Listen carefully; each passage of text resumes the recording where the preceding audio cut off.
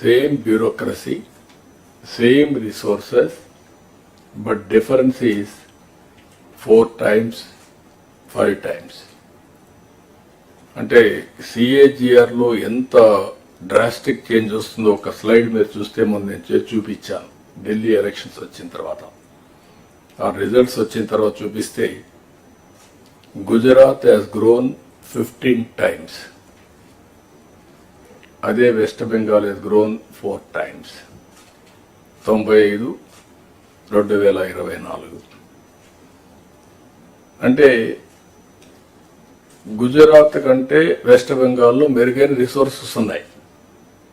95 కాదు 97% flood water, గంగానది నీళ్లు. గుజరాత్లో నీళ్లు లేవు, మైక్రో ఇరిగేషన్ పోయే పరిస్థితికి వచ్చారు. అలాంటివన్నీ ఎగ్జాంపుల్స్ ఉన్నాయి. అందుకని ఈసారి మనం టాప్ 10 ప్రిన్సిపల్స్ పెట్టుకున్నాం. అవి కూడా ఇప్పుడే సిఎస్ గారు చెప్పారు, నేను చెప్పడం లేదు. దీంట్లో కూడా 5 years ఒక angle, 1 year backward integration, clear cut targets. అదే సమయంలో 20 years ఎట్లా రియల్ ఇన్కమ్ కావడం. ఇందులో కూడా చూస్తే టెక్నాలజీ కూడా బాగా ఎఫెక్టివ్గా ఉపయోగించుకొని రాష్ట్రంలో ఉండే ప్రతి ఒక్క వ్యక్తికి భద్రత ఇవ్వాల్సిన బాధ్యత మనకుంది. దాని మీదనే మన పెన్షన్ కానీ ఏ కార్యక్రమం కానీ ఆలోచిస్తున్నాం. Family as a unit, minimum అవసరమైన house site, house, sustainable water, tap, gas, toilet, అదే మరి వీలైతే ఇంటి పైన సూర్యగార పైన కరెంట్ తయారు చేసుకోవడానికి సోలార్ ప్యానల్స్, ఇవన్నీ కూడా ఇండివిజువల్గా ఇవ్వడం. గ్రామంలో కూడా మనందరం కూడా ఆలోచించుకొని స్ట్రీట్ లైట్, రోడ్, డ్రైనేజ్, అదే మరిగా ఏదైతే garbage collection, circular economy integrate చేయడం. అల్టిమేట్గా wealthy, happy and healthy society create చేయడం మన ఆబ్జెక్టివ్గా మనం ముందుకు పోతున్నాం. ఒక పక్కన సాటిస్ఫాక్షన్, ఒక పక్కన ఇంకా యాంగ్జైటీ. ఈ 6 నెలల్లో మనం చేసిన పనుల వల్ల మీరు చూస్తే 8 నెలల్లో 12.94% గ్రోత్ రేట్ వచ్చింది. అంటే ఇది అడ్వాన్స్ ఎస్టిమేట్స్. అదే సమయంలో జరిగిన డిస్ట్రక్షన్ వల్ల ఇంకా రెవెన్యూస్ పెరగడం లేదు. ఈరోజు కూడా నేను చూస్తే ఒక సంవత్సరం ఇండస్ట్రియల్ గ్రోత్ రేట్ చూస్తే అన్ని స్టేట్స్ కాస్తో కూస్తో పాజిటివ్గా ఉన్నాయి. ఆంధ్రప్రదేశ్ 2.94 మైనస్, అంటే ఉండే యూనిట్లు కూడా క్లోజ్ అయినాయి. దీనివల్ల ఆటోమేటిక్గా చాలా సమస్యలు వచ్చే పరిస్థితి వస్తుంది. అవన్నీ కూడా ఓవర్కమ్ కావాల్సిన బాధ్యత మన మీద ఉంది. అందుకే నేను మిమ్మల్ని అందరినీ కోరుతున్నా, ఇంతవరకు మనం ఎఫర్ట్ పెట్టాం, ట్రాక్లో పెట్టే ప్రయత్నం చేశాం. అయితే ఇంకా స్పీడ్ పెంచాల్సిన అవసరం ఉంది. ప్రతి ఒక్క సమస్యని యాజ్ ఇట్ ఈజ్ మీరు ఆలోచిస్తే రొటీన్ సమాధానం వస్తుంది. అట్లా కాకుండా ఇన్నోవేటివ్గా ఆలోచించే పరిస్థితి రావాలి.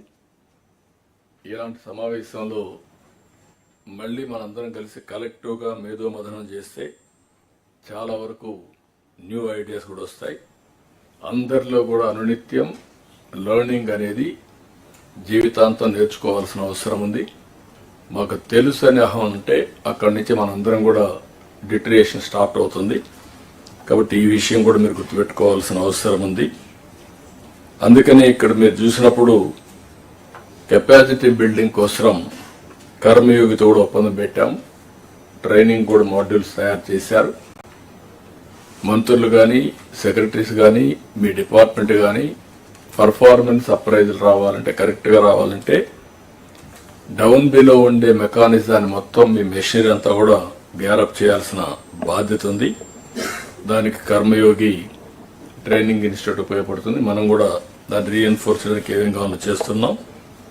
ఫైల్డ్ క్లియరెన్స్ పైన కూడా గవర్నమెంట్లో ఈరోజు ఆన్లైన్ ఫైల్స్ ఉన్నప్పుడు కొంతమంది వ్యక్తులు కానీ, సెక్రటరీలు కానీ ఇండెఫినెట్ టైం 1 year 6 months తీసుకునే పరిస్థితి వస్తున్నారు, 3 months అట్లా.